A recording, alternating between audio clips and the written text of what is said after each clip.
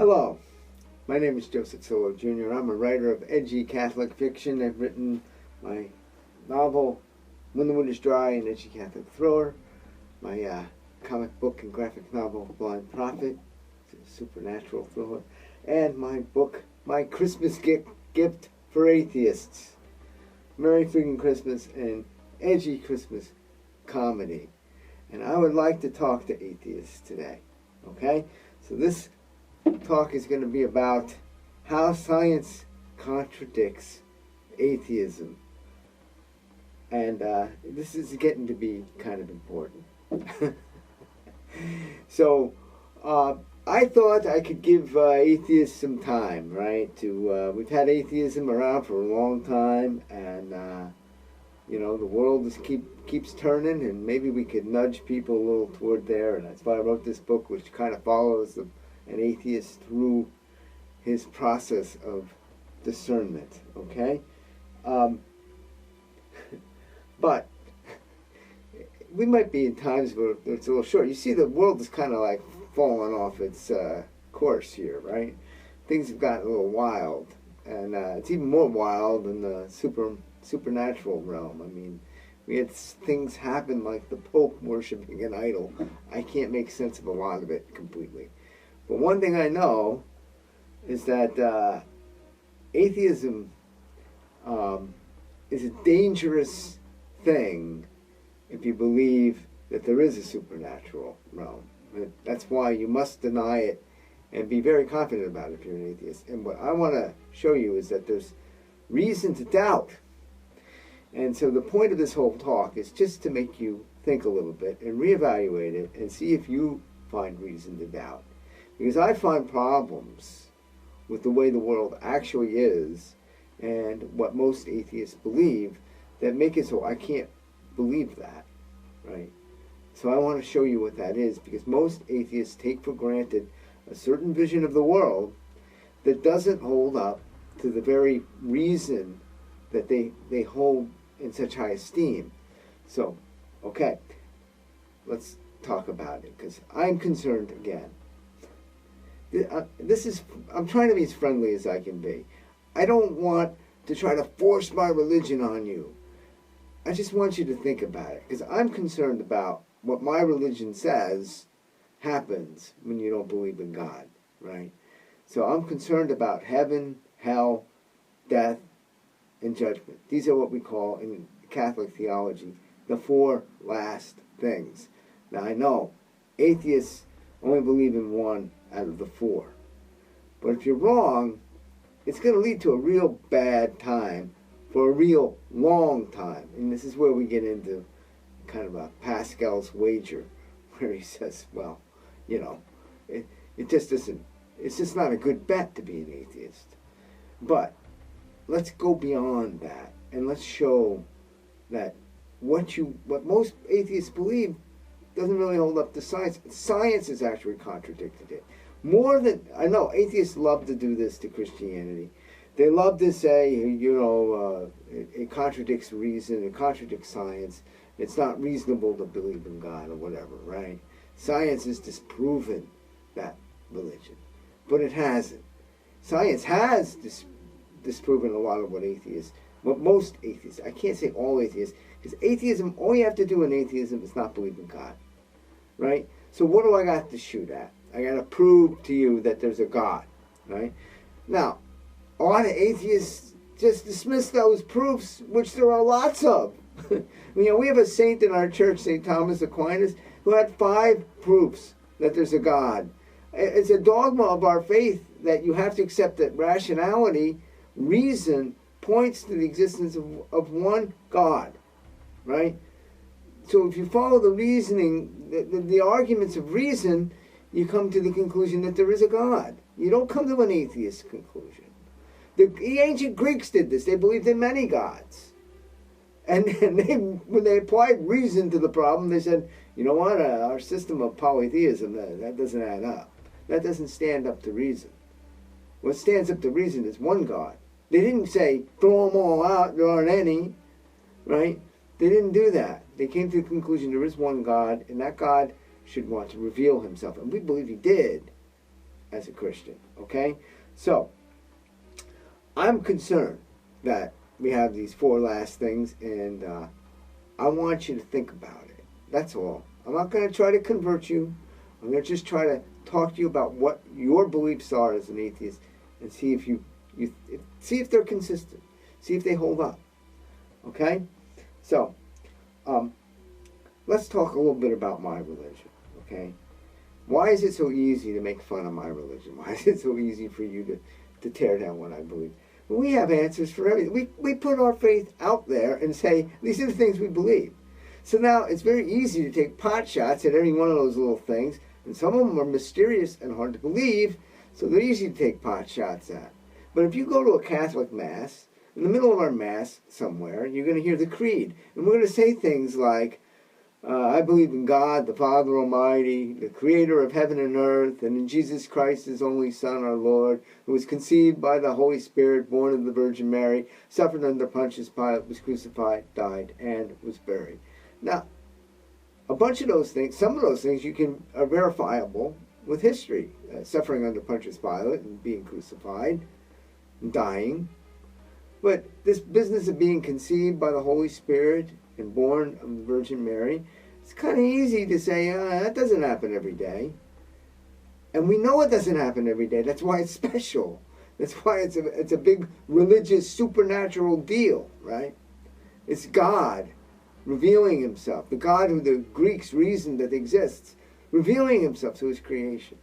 All right? It's mysterious, it's wonderful, it's wondrous. But it's very easy to scoff at, right? But what does an atheist give us to scoff at? Oh, I don't believe in God, you know? Well, there's certain other things that follow from that we do get. And the reason why it's important, again, I'm a Catholic. We have answers for everything. And both of them are catechism. One of the questions is, why did God make you? Okay? And the answer is, God made me to know Him, to love Him, and to serve Him in this world, and to be happy with Him forever in the next. Well, see, the thing is, if we're right about that, you know, you might scoff at it. You're allowed to as an atheist. But if we're right, you're missing the whole reason why you're alive. Like, this is like the biggest deal, right?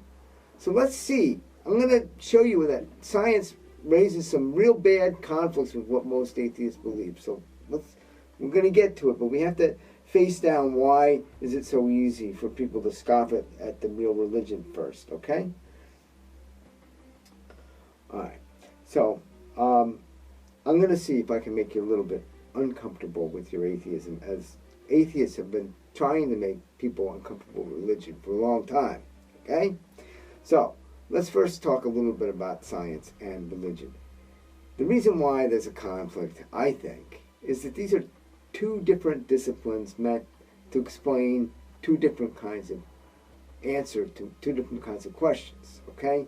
So you have a question that science is obsessed with, which is kind of how things happen.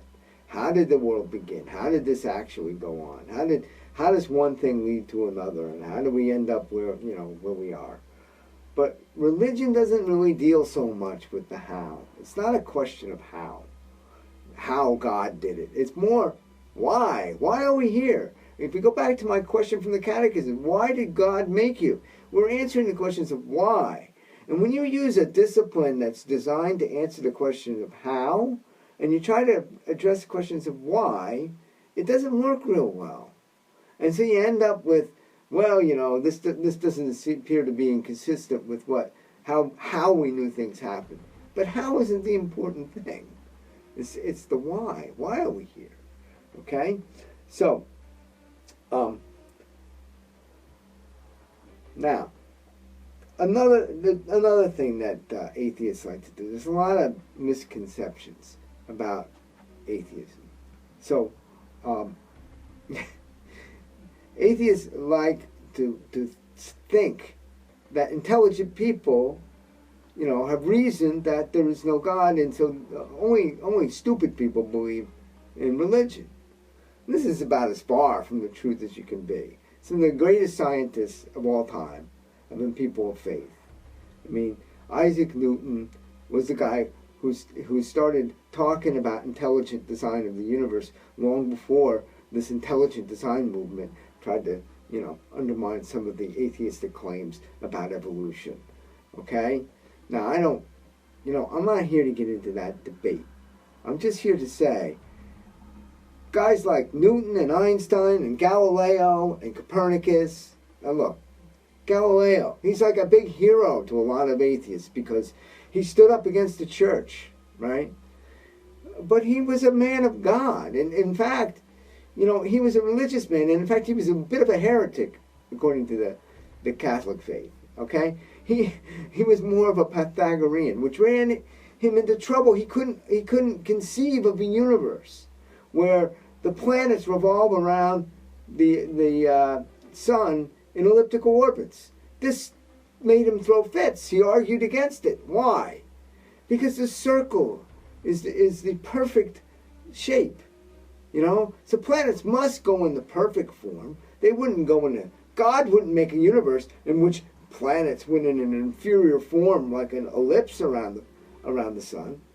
That Catholics didn't say that. I guess it's something Galileo believed with his Pythagorean, people who believed in this, kind of a mystical nature of mathematics, right? So, you make him into a big hero, but, he was also a man of faith, and he was actually a heretic.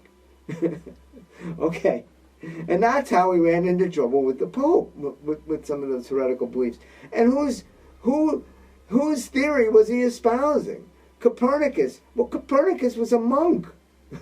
He was definitely a man of faith. He was, in a monastery praying all day and thinking.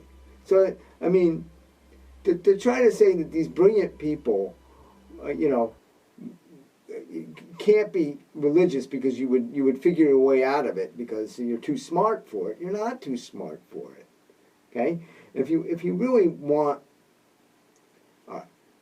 I'm gonna share a secret with you. Okay? Don't tell anybody.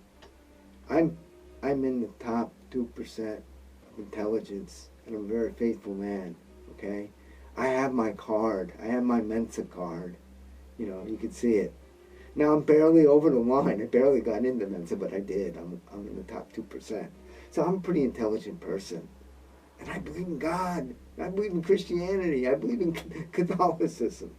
And if you want to find another one who's way smarter than me, look at Thomas Aquinas and start reading the Summa Theologica and try to tell me that he doesn't understand reason and he isn't smart. So a lot of these brilliant people, but the people who, and I know the really smart atheists realize this. They realize that you can be really smart and still have faith. But most of the people who are impressed by the atheistic arguments really don't understand the arguments, and they don't really understand the Catholic arguments because they aren't that bright. All right, but they like to think of themselves as being so smart. Okay, and I'm sorry if I insulted you there. It's not a matter of intelligence. Is the point. You can't be too smart to believe in God. That doesn't make any sense. Okay? All right. So, now, there's also this idea that, I mentioned it earlier, that reason precludes a belief in God. It's silly. Like I said, the ancient Greeks reasoned that there was one God. And, you can't make this work. That reason doesn't point to a God. It points more to a God than and as I'm going to show you, it pretty much disproves the what most people believe as the atheistic material, worldview, materialist worldview. Okay, so science can't disprove religion. They can make scoffing kind of arguments. They can show how some certain tests they'll describe are not consistent with what the modern scientific worldview is, but of how things happen. And you may want to debate those, but I don't really see the point. tell you the truth.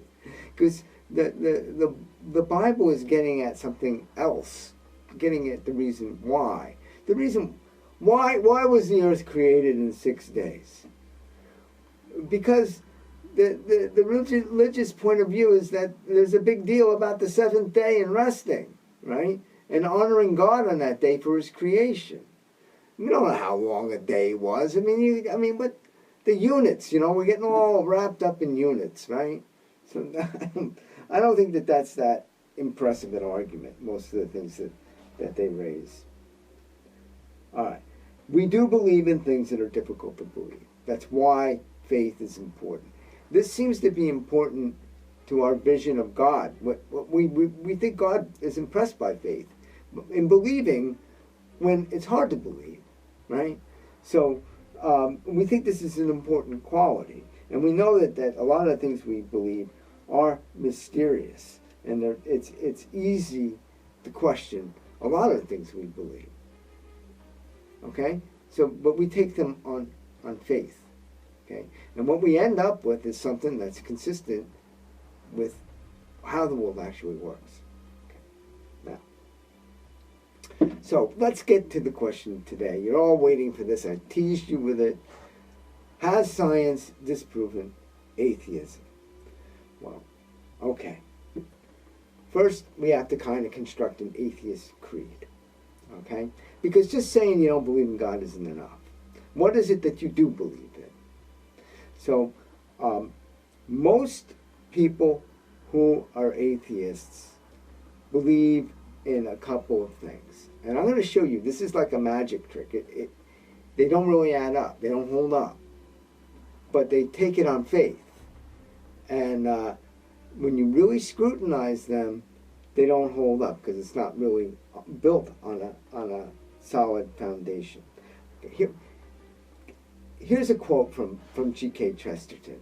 He did this before science had discovered what I'm going to show you. Chesterton was talking this way, okay? Life is not an illogicality, yet it is a trap for logicians. It looks just a little more mathematical and regular than it is.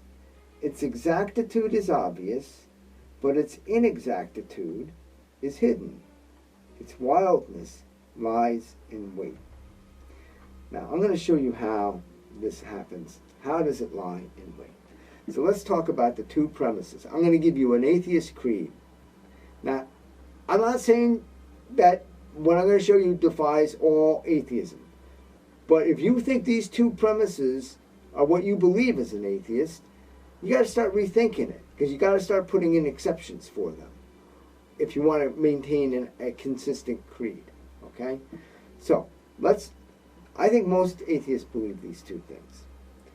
First, everything, given the proper observational techniques, is knowable. There's no secret knowledge that only the Creator could know. Right?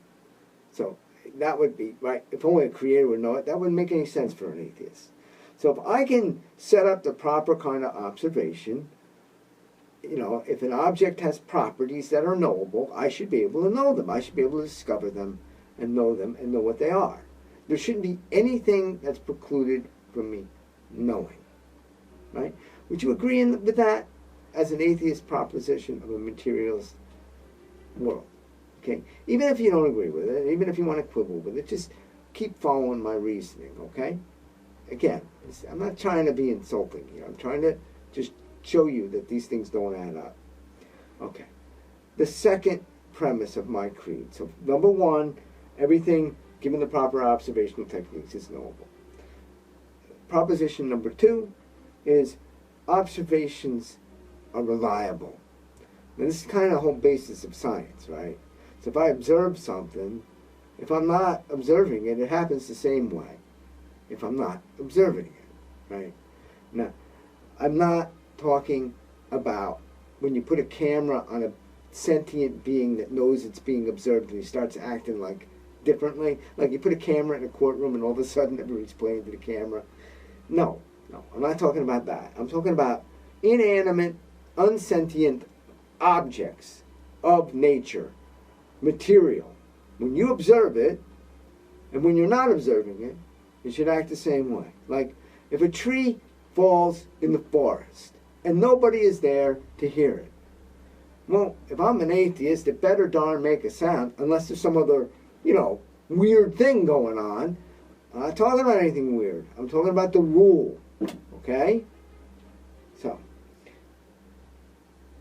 if I were an atheist, if I wanted to believe in a materialist worldview, where there's only material, there's no supernatural, there's no God, the universe created itself, or the universe has always been, right? And it just is, right? I would want to believe these two things are true. If I can observe it, I can know it, and observations are reliable. It happens the same moment I'm not looking. Now, this is not a trick. The magic trick is for people who believe these things. Science has disproven these two things. With one discovery of science, one theory of science, it's not even a theory, it's proven by experiment. We have something called the Heisenberg uncertainty principle.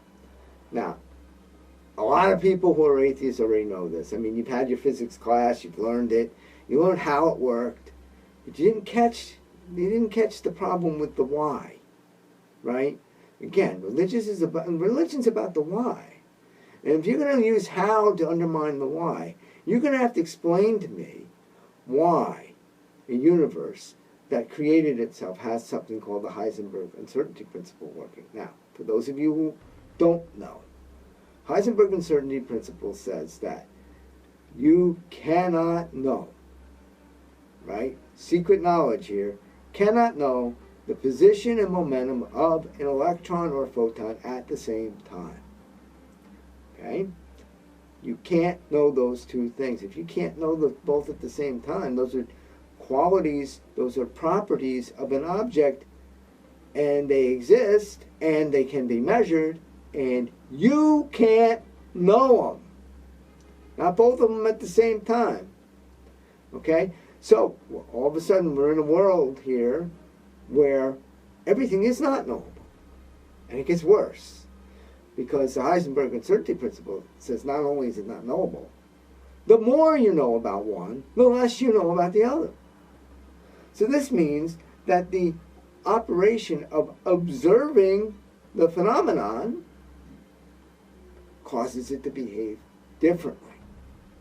Okay?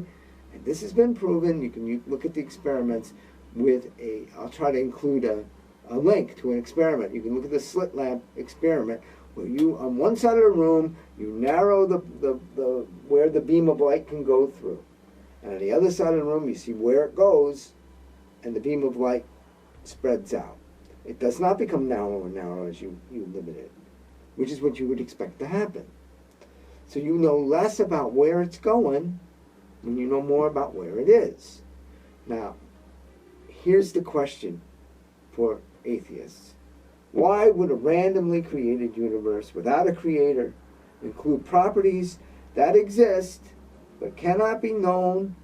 Or how could it be that the observation of a physical property could cause a change in behavior of a non-sentient physical object?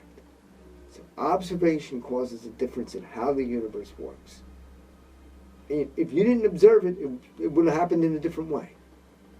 That's what it says. Okay? For me, I can't figure that out. I can't figure out how a universe that's just ticking away on its own has these properties that I can't know something. Now, as a religious person, this doesn't bother me at all. It's like, God says you can't know that. He constructed his universe in a way that the wildness lies in wait. It's hidden, right? You can't know it. There's an element of randomness in everything that you can't know.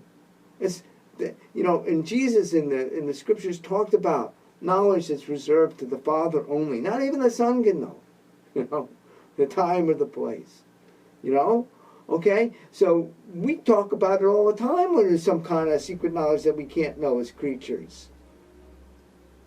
But as an atheist, I don't know how you deal with that. Does it give you pause? Does it make you think, hey, maybe there might be something to this religion thing? Maybe there might be something to the fact that there has to be something else. Who is this knowledge reserved to? If, or can it just not be known by anybody? Because that's just the way the universe is. I don't know. If you're comfortable with that, maybe you're okay. You can construct a different kind of creed.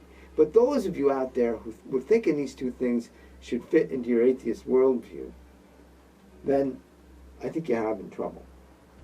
Okay? So, let's just kind of sum this up. Is there reason to doubt atheism?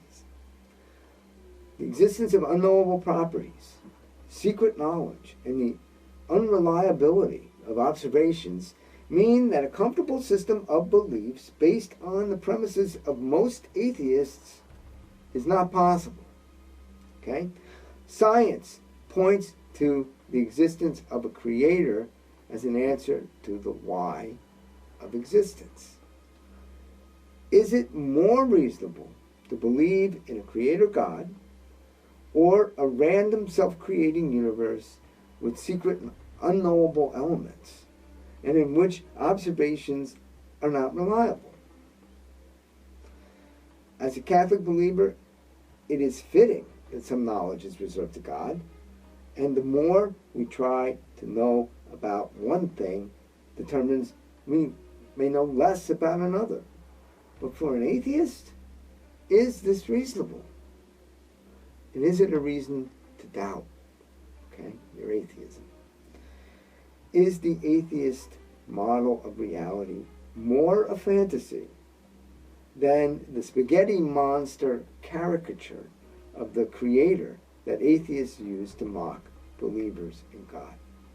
Now, if you're not familiar with that, some atheists have proposed that believing in God is like believing in some spaghetti monster, Rastafarian spaghetti monster, because they like to make fun of Christians, right, and people of belief in the existence of God. So they make it into some kind of weird caricature. But you know what? Wouldn't that spaghetti monster creator reserve some secret knowledge to itself and limit what its creatures could know? I think he might. I think that's more consistent with the data than believing in strict materialism. So, that's my discussion on atheism and how science has contradicted it. Now, I'll give you a little footnote. Albert Einstein, who did believe in God, right, had trouble with this. He had trouble with the Heisenberg uncertainty principle and said it can't be right.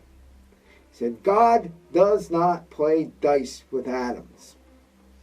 That was what Einstein's reaction was. But me, as a Christian, as a Catholic, if God wants to play dice with atoms, he can play dice with atoms, right? If there's no God, who's playing dice?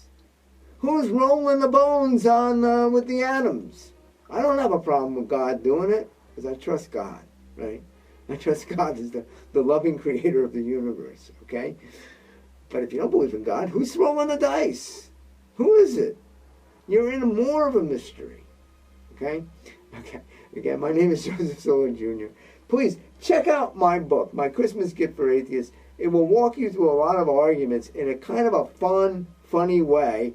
It might get under your skin as an atheist, but it's meant to be a funny way to encounter these arguments, watching somebody stumble through them, and kind of a caustic, funny character, who has very good reasons to be an atheist, right? He had a very bad tragedy in his life that he's wrestled with all his life, and has to come to terms with by the end of his life. I think you'd enjoy it.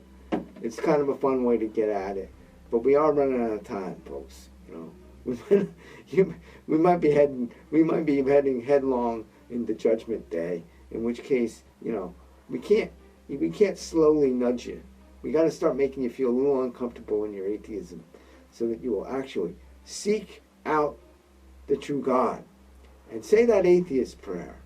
God, if you exist, show yourself to me, or something like that. Say a prayer, that God reveal himself to you. Say, I don't believe you exist, but if you do exist, give me a sign. I believe God will give you a sign if you do that. If you pray that prayer and you say, I want to believe, I want to find you, I haven't found you in my life. So many things have been so confusing to me that, I just can't see where you are. There's so many bad things in the world. There's so much evil. How could you be here in all this evil, right? Whatever it is, whatever your beef is that you can't get over, pray and ask God to reveal yourself. How can he be there in this? How can the Bible not make sense like that? Or whatever it is, take it in prayer to God and ask. Say, I really don't believe it. I feel silly about doing this, but you know what? If you are there, I got to know you. I got to change what I'm doing.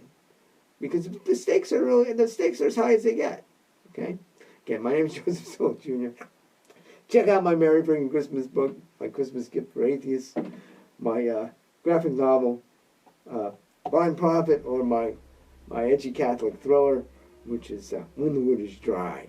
This one is a lot more straight on Catholic. So, if you're not like, it might go over your head a little bit as an atheist, and you might be annoyed by it. I don't know, but it's there. Okay, so start with this one because this one's really kind of for atheists. Okay, again, Joseph Soul Jr., and we will see you next time on edgycatholic.com.